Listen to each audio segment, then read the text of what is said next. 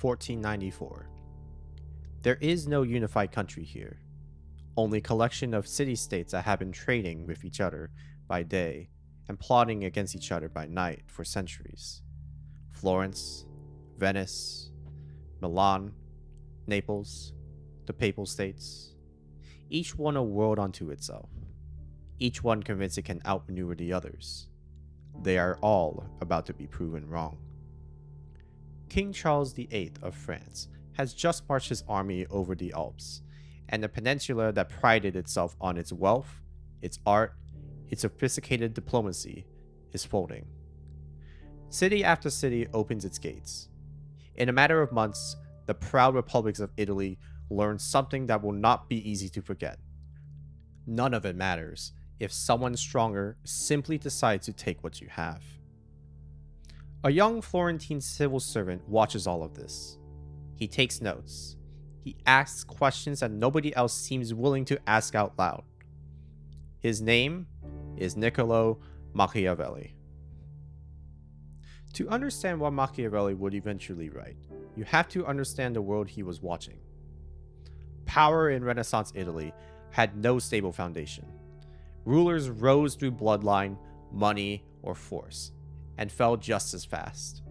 Loyalty was conditional. Betrayal was a political instrument. The man sitting across from you at dinner might be planning your removal by morning. Even the church was tangled in it. Popes fathered children, married those children into ruling dynasties, and waged wars under the banner of God. The line between spiritual authority and raw political ambition had dissolved. There was no playbook. The medieval ideal of the virtuous, righteous, God-ordained Christian prince was collapsing in real time, right in front of everyone who looked closely enough. And underneath it all, one question that nobody could answer. How do you gain power? And once you have it, how do you hold on? Machiavelli spent 14 years trying to find out. As a diplomat of the Florentine Republic, he moved through the back rooms of European politics, sitting across from kings, negotiating with cardinals, watching how decisions were actually made. He watched Louis XII of France trade away Italian territory as though it were a minor inconvenience. He studied every ruler he encountered, their methods, their mistakes, what kept them in power, and what brought them down. But the figure who left the deepest mark on him was not a king. Cesare Borgia, illegitimate son of Pope Alexander VI. He was carving a personal kingdom out of central Italy through military precision and calculated brutality. Machiavelli was dispatched to observe him, and what he witnessed, he never forgot. December 1502. Cesare invites 4 of his rebellious commanders to a peace dinner in the town of Senigallia. They arrive believing they have been forgiven. By the end of the night, all 4 are dead. No battle, no siege, just one evening. Every threat to his authority eliminated at once. Machiavelli was present. He studied it the way a student studies a proof. Then, less than a year later, he watched the counterexample. Pope Alexander VI died unexpectedly, and Cesare, who had built everything on his father's authority, came apart almost immediately. The most feared man in Italy became a prisoner within months. That was the complete lesson. Power can be seized through cunning and force, but if it rests on something outside your control, it can dissolve just as fast. Then, Machiavelli's own world collapsed. The Florentine Republic he had served for 14 years fell. The Medici returned, and Machiavelli, a committed Republican, a man of the old order, was finished, dismissed, imprisoned, and tortured. The method was called the strappado. Hands bound behind the back, the body hoisted by the wrists and dropped repeatedly, designed to dislocate the shoulders. He was dropped 6 times.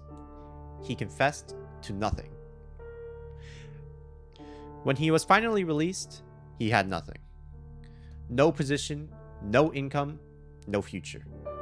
He was exiled to a small farm outside Florence, and there, in that exile, he sat down and began to write. In a letter to his friend Francesco Veteri, he described his evenings, how he would come in from the fields at dusk, change out of his work clothes, put on the formal robes of his old office, and sit alone with the ancient historians. In his own words, he would enter the ancient courts of ancient men. The living had cast him out, so he went to speak with the dead. From those conversations came a small book, roughly 100 pages. He called it Il Principe, or as translated in English, The Prince. The Prince is not a work of moral philosophy. It is not a vision of how power ought to be exercised. It is a manual. Machiavelli's argument is direct and unsparing. A ruler who wants to survive cannot afford to be purely good. He must be effective. If cruelty serves a necessary purpose, apply it decisively and all at once, so it ends and people move on. If deception advances the state, deceive. If fear is a more reliable bond than love, cultivate fear. Morality, he argues, belongs to private life. Power operates by its own logic, and the two cannot always be reconciled.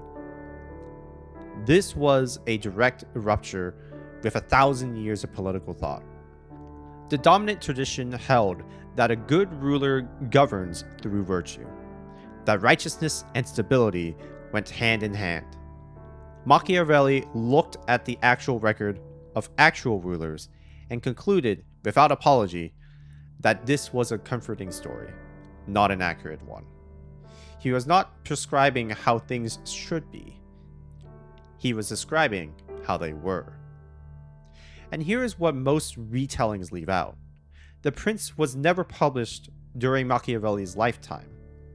He wrote it partly as a job application, a desperate bid to win favor with the Medici, the very family that had imprisoned and tortured him.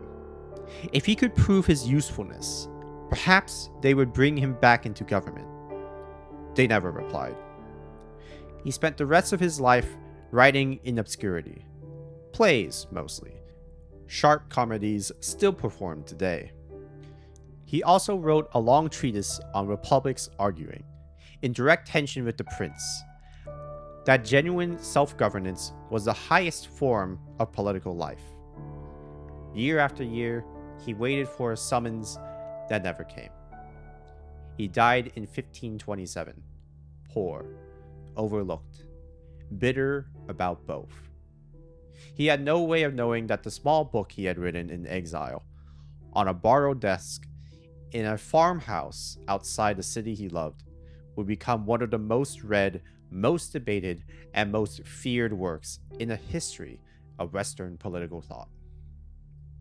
After his death, the Catholic Church banned the prince.